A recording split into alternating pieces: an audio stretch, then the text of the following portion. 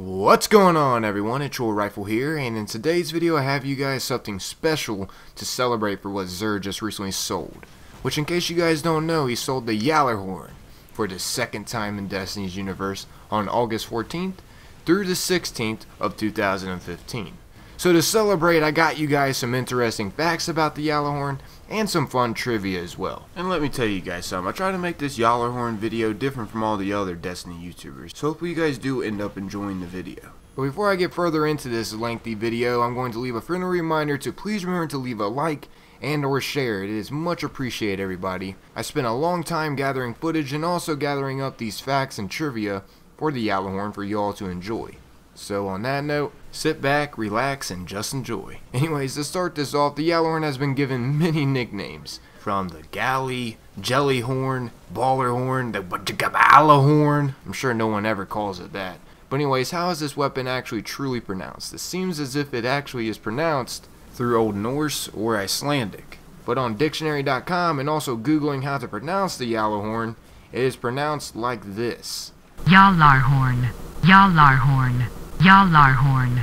So I'm going to go ahead and try to pronounce it as the Gjallarhorn for this video, since that seems to be how it is pronounced. And believe it or not, on dictionary.com it is said few English speakers likely know this word, so hey, that just goes to show, guys. But once again, I am actually pretty positive that this is an Icelandic word or an Old Norse word, and I happen to have no training in either of those languages. So good thing pronouncing Gjallarhorn wrongly doesn't really tweak me out, but to some it does, so that's why I'm going to be trying my best to pronounce it correctly in this video. Anywho, now since that nonsense about how to pronounce the Gjallarhorn correctly is out of the way, which I'm sure I'm still pronouncing it somewhat wrong, let's look more into the fun facts about the Gjallarhorn, shall we? Can't believe people actually spend their time fighting on how it's correctly pronounced. It saddens my soul a little. Games are meant to have fun on, not to feel stressed out on whether or not you're pronouncing a weapon's name exactly how it's pronounced. I mean, a lot of us don't even really use this word or ever even heard of this word until Destiny, so you can't really blame them. Just my food for thought. Anyways, another fact is the Gjallarhorn was actually first sold from Xur September 19th through the 21st of 2014, which was 2 weeks after the release of Destiny on September 9th, 2014. And believe it or not, the last time we ever saw the Gjallarhorn in Xur's inventory since that date was August 14th through the 16th of 2015. So Xur has only sold the Gjallarhorn once so far, since just recently. It's insane. I know some people who spent over 1,000 of hours in Destiny and still didn't have the Gjallarhorn until Xur sold it. And the players weren't bad either. Just getting Gjallarhorn takes some serious RNG luck. Like, it all boils down to RNG. It doesn't make a player better if the player got the Gjallarhorn from a reward rather than Xur. Like I said before, it all boils down once again to RNG. I find it pretty silly to see players hating on other players who got the Gjallarhorn from Xur, especially if that player has a lot of hours on Destiny. I'll be honest with you guys, the hate is real in the Destiny community. Where's the love, everybody? Come on! Anywho, speaking of hate, I actually got you guys some fun trivia about the Gjallarhorn when it was first sold by Xur. The comments and the reactions on Bungie's forum board of some of the first people having strange coins and being able to buy the Gjallarhorn are freaking priceless once again. Here are just a few of the comments. Remember now, this isn't what everyone thought, but still, guys, you guys see what I'm talking about here? Like, starting off with the first comment, you just need to be patient, and next week, Xur will have a better weapon. Can't get worse than a rocket launcher, I can tell you that much. Oh, so, you're telling me the Gjallarhorn is bad and hopefully a better weapon comes? You have no idea how many hours people waste trying to get this freaking weapon. What a wise comment this guy left. This guy should definitely think about making some YouTube tip videos on why the Gjallarhorn is so freaking horrible. Oh, you just didn't want a rocket launcher at the time? It doesn't mean the weapon's bad! Oh my goodness, these comments get me going. Anyways, the next comment is, so I pretty much have no use for the rocket launcher. I only got it because of the missiles, but after getting it I realized I wasted coins. Oh man. Anyways, the next one is, well, all he has for weapons is a freaking rocket launcher. Let's just pretend it says that. All those coins earned for nothing. Oh, would you look at that? A waste of coins since Xur's selling a rocket launcher. No one wants a rocket launcher in the beginning of the game. Anyways, the next comment reads, too bad the exotic weapons are so crappy this week. Really looking forward to purchasing an exotic auto rifle. I wonder if you had the Surus regime in mind around that time. I'm pretty sure that person did. Anyways, the next comment is, the rocket launcher is useless and I already have my exotic gear piece. Oh, okay, so the Gjallarhorn is useless, even though everyone uses the freaking rocket launcher on every big boss there is. Anyways, for the next comment it reads, awaiting Xur. And all he has is a freaking rocket launcher for weapons?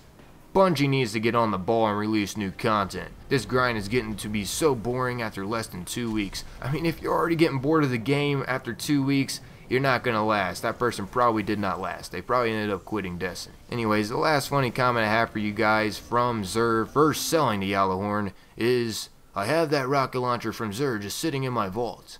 So I kinda wanna dismantle it if I get a buttload of energy or shards. Oh, so that's why you would want to dismantle the freaking Gjallarhorn. Oh man, I already know some people are raging in their body right now over that comment. Their blood is boiling after seeing that. Oh, you're just thinking about dismantling it. Oh, okay. Yeah, we all just dismantle Gjallarhorns. I'm actually pretty positive some people have broken their controllers over someone else getting a Gjallarhorn, or someone else sending a clip to that person that doesn't have the Gjallarhorn, dismantling it in the clip. Like, oh yeah, I'm just dismantling my Gjallarhorn right in front of you. How do you feel? Typically those players don't feel so right. Anyways, that's wrapping up the comments about when the Gjallarhorn was first making its appearance. Let's get into some more deep information. Up next I have you guys the history of the Gjallarhorn and how it came to be. I got this information from the Gjallarhorn weapon lore. So here's the story for you guys, so listen in. Gjallarhorn's story starts in the Battle of Twilight Gap, the third and most recent major battle of the city. The battle was actually a testament to the Guardian's will. When we choose to stand, we will stand. Even if the city is threatened by the united might of the fallen houses, we will stand. The city called for the aid of Guardians, and we answered with a glorious outcry for the light. And by the will of the Guardians of Light, we stood and we won. However, do not be mistaken by the glamour of this battle. Many Guardians fell, and upon those many Guardians falling, Crux comes into play, and this is actually very important to the Gjallarhorn's creation. Crux, a gunsmith, wanted to commemorate the surviving Guardians while honoring those who died. He envisioned a weapon that radiated the essence of honor and survival, but he wanted to gift more than just a ceremonial gun. He recognized the beauty in destruction, clearly, look at the freaking Gjallarhorn. Anyways, he wanted to marry the thought of a ceremonial crafted weapon and the absolute chaos of fire, and I'm pretty positive he made that dream come true. Oh, and by the way guys, a fun fact for y'all, if you guys want to support Crux and Victor Lomar, which Victor Lomar is also another weaponsmith, but I'm not going to get into detail about him.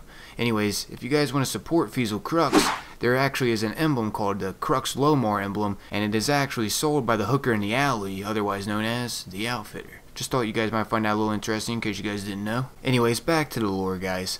Crux thought to himself, if there is a beauty in destruction, why not also in its delivery? He actually demanded the armor of the dead Guardians because their light had not actually completely gone out. Crux meticulously worked the armor pieces together, forging a beautifully crafted weapon, with the majestic symbol of the Alpha Lupa adorned under the harsh metal. The look of the launcher alone was enough to mark Crux's highest achievement of his smithing career, let's just say that much. But he knew the true beauty was in the fiery explosion of the rockets. He imbued the fallen Guardian's light, along with his own, into the soul of the weapon. May this weapon be fired not by one man, but a wolf pack of light, bursting forth from the explosion of the rockets. Which brings me to the sad news that the Gjallarhorn is actually going to be getting a nerf to the wolf pack rounds. That's just taking away history out of the Gjallarhorn. What are they doing? Why are they doing that? Oh man, come on. Why? Anyways, to get further into this Gjallarhorn lore, when asked to name this weapon, Crux chose the most fitting one, Gjallarhorn. Old Norse for yelling horn. It was a horn used by the Norse god Heimdall to warn the city of the gods Asgard about an incoming attack. I'm actually going to get further into detail about Heimdall. There is some crazy freaking information I'm going to be sharing with you guys. And I don't know if it's just coincidental or what, but it's crazy. I'll tell you that much. Anyways, the warriors would answer the call of the Gjallarhorn, standing to defend the city. The name itself speaks of majesty and honor, while giving hope to the guardians of the city. We will stand. The weapons in the Gjallarhorn line were awarded to those who survived the Battle of Twilight Gap, reminding them of the honor of the dead guardians and the survival against the fallen. When Gjallarhorn is mounted upon your shoulder, the wolf pack of the fallen guardians will stand by your side. When Gjallarhorn calls, the wolf pack will answer. So there you have it, guys. That's basically a synopsis of how the Gjallarhorn came about. Okay, now then, to further progress the facts about the Gjallarhorn. There is a total of 16 wolves on this behemoth of a rocket launcher, and actually, believe it or not, each of those wolves resemble how many days it took to make by the beautiful brain of Mark Van Hetsema. And he actually reported that himself. He is a Bungie 3D modeler. So that's pretty freaking awesome that he subliminally put that in. Anyways, now things are about to get so deep you won't even be able to see me. Oh wait, you already can't. Well, hopefully this will shatter your guys' mind, because I saved the best information in my opinion for last. In Norse mythology, the bearer of the Gjallarhorn is the god Heimdall, which the Gjallarhorn is the horn Heimdall used to warn people of Ragnarok. Now I know I just butchered that word just because it is pronounced correctly in Icelandic and Old Norse, and I don't really, once again, know how to speak that. Supposedly the G is not even pronounced in this word, and it is clearly out there, so it is a different pronunciation. Anyways, Heimdall dwelt at the entry to Asgard, where he guarded Bifrost, which is the Rainbow Bridge. He required very little sleep, far less than any human. He could even hear grass growing in the meadows and wool growing on sheep. So that's pretty freaking astonishing. Anyways, Heimdall kept the ringing horn, otherwise known as the Gjallarhorn, which could be heard throughout heaven, earth, and the lower world known as hell.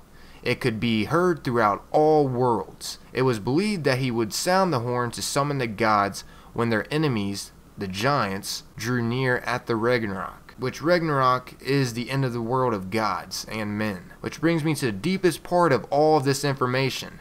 Ragnarok, once again, I know I am pronouncing that word wrong, so I'm very sorry for the pronunciation. But anyways, digging up information about Ragnarok, it seems it is Old Norse for fate of the gods, and get this guys, twilight of the gods, which does not sound very similar to where the Gjallarhorn was said to be created in the weapon lore of Destiny, which that place, in case you forgot or didn't hear, was Twilight Gap.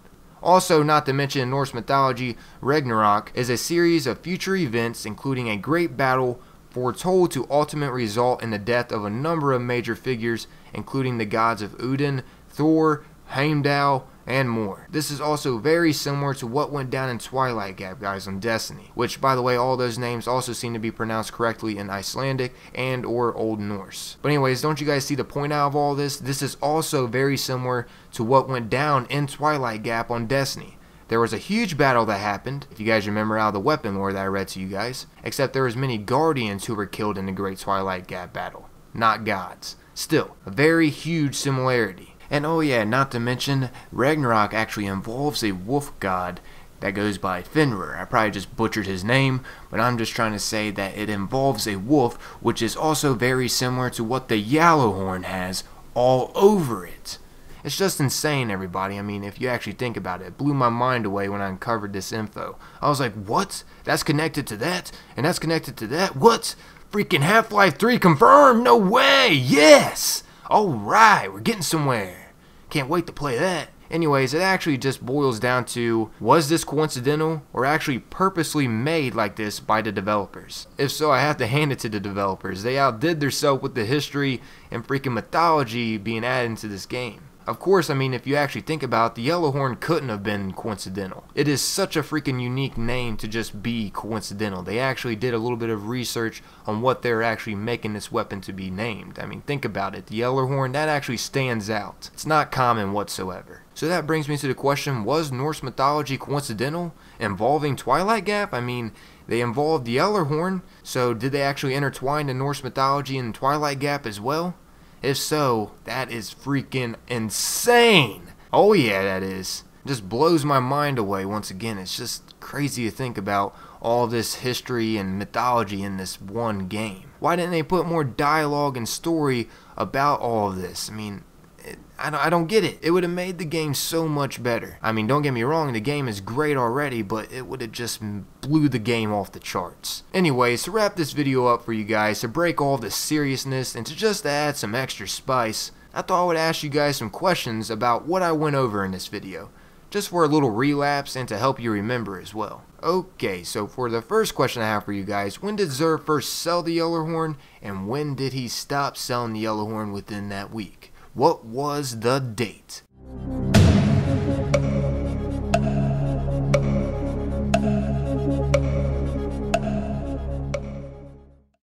If you guys remember, the answer is September 19th through the 21st of 2014. Hopefully you guys got that question right, because it's going to get a little bit more trickier the more we get into these questions. Alrighty, so for the next question, how many days did it take to create the Gjallarhorn?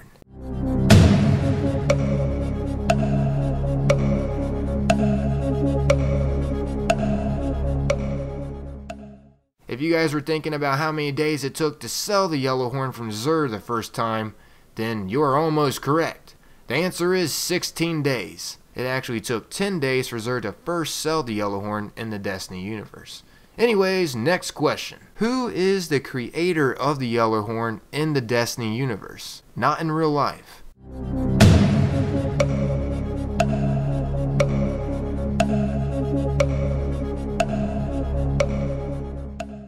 If you guessed Fusel Crux, then you, my friend, are correct. Okay, so the next question I have is going to be a little bit more tricky. Who was the bearer of the Gjallarhorn in Norse mythology?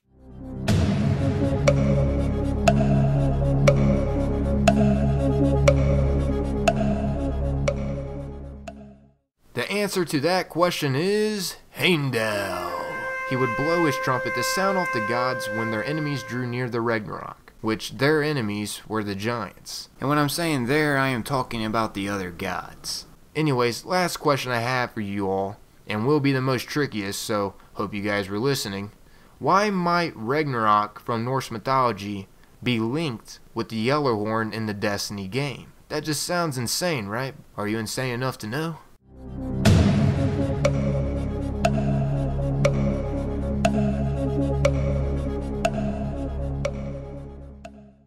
If you guys got this question right, just to let you all know, you made me happy to know that you were listening and were also engaged. Anyways, the answer wasn't a simple one, but to get into detail about the answer just because I want you guys to remember this one, Ragnarok in Norse mythology is a series of future events, including a great battle foretold to ultimate result in the death of a number of major figures, including the gods of Odin, Thor, Heimdall, and more. To sum it up, it means the end of the world, but that's not the point. The point is how similar that it is to the lore of the great battle that happened in the Twilight Gap. Ragnarok, once again, is Old Norse for fate of the gods, or the twilight of the gods, which is extremely similar sounding to the Twilight Gap, which is where the Gjallarhorn was created in the Destiny game. It's crazy to think about how the Gjallarhorn actually connects with Heimdall, and also Heimdall connects with Ragnarok. And not to mention, it is said that Ragnarok, also known as the end of the world, involves a wolf god,